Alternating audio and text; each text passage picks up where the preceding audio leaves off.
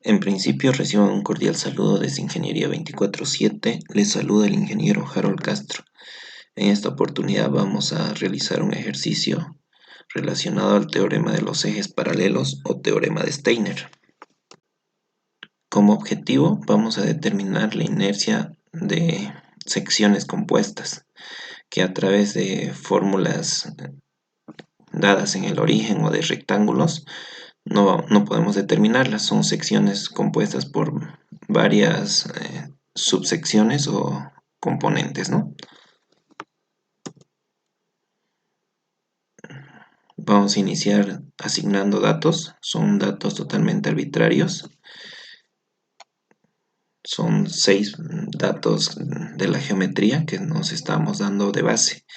Indicamos que inicialmente estamos utilizando este punto como coordenada inicial, ¿no? A través de este punto vamos a determinar ya sea el centroide de la sección compuesta y la inercia, ¿no? en el eje correspondiente. Vamos a calcular la inercia. Como primer paso identificamos, ¿no?, los elementos. En este caso tenemos 3 elementos que son 3 rectángulos, de los cuales vamos a determinar inicialmente su centro geométrico. Vamos a empezar el cálculo determinando el brazo, el área y el producto entre el brazo y el área de cada elemento. Para el elemento 1, su brazo está a una distancia f medios del origen que hemos indicado inicialmente, que son 5 centímetros entre 2. Ese sería el brazo de este elemento.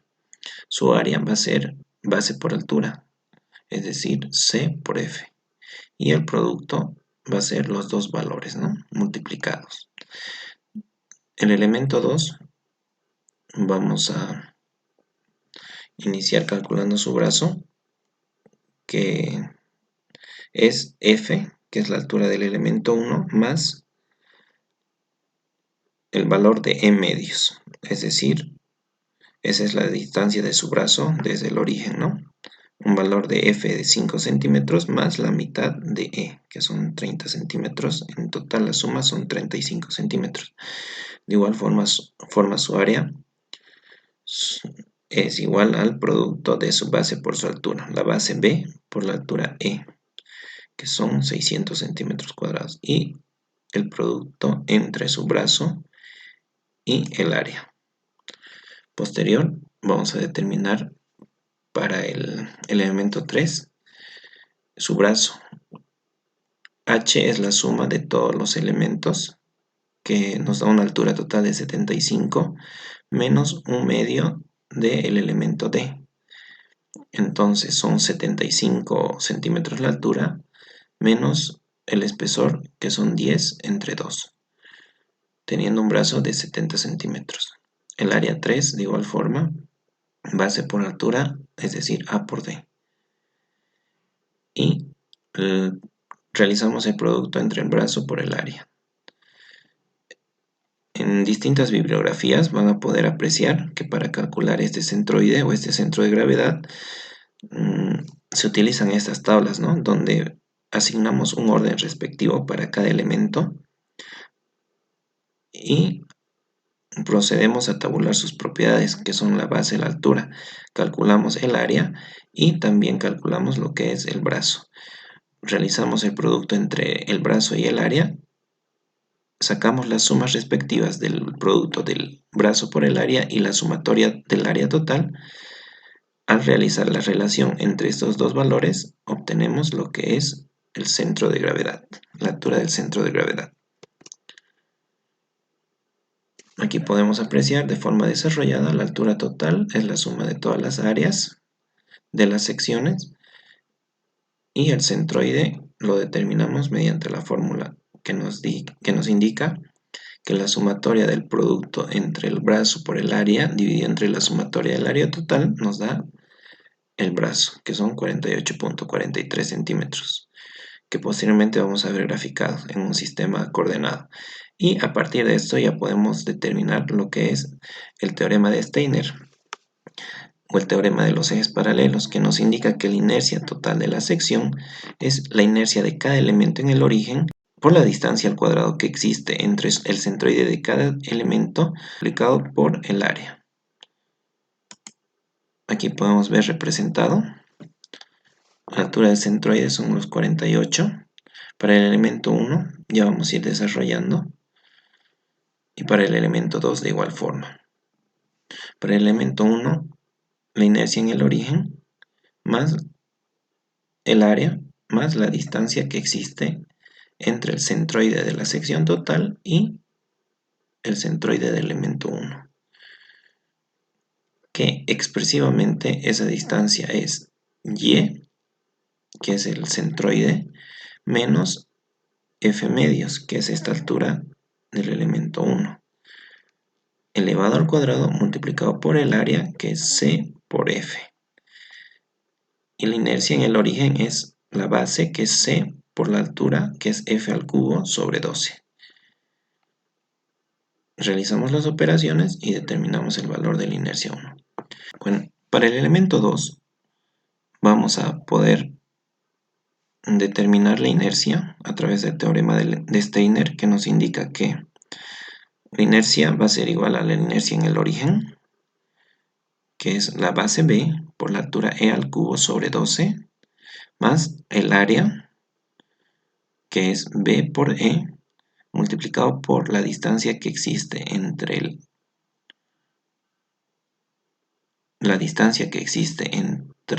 el centro de gravedad de la sección y el centroide del elemento 2, que es f más e medios, ¿no? La altura del elemento 1, f, más la mitad de la altura del elemento 2. Y todo eso vamos a restar el centroide y lo elevamos al cuadrado. Entonces, al realizar las operaciones, obtenemos la inercia del elemento 2. Para el elemento 3, de igual forma, determinamos la inercia del elemento 3 en su origen, multiplicando la base, que son 80 centímetros, por la altura, que son 10 centímetros al cubo, dividido entre 12. Sumando el área, que es el elemento A por D, o sea 80 por 10, más la distancia que existe entre el centro de gravedad de toda la sección y el centro de gravedad del elemento 3, que sería h menos d medios y menos el valor de y. Esa es la distancia, ¿no? Este valor elevamos al cuadrado y multiplicamos por el área. Realizamos las respectivas operaciones y tenemos la inercia del elemento 3. De igual forma, podemos realizar todos estos pasos en una tabla programada, ¿no?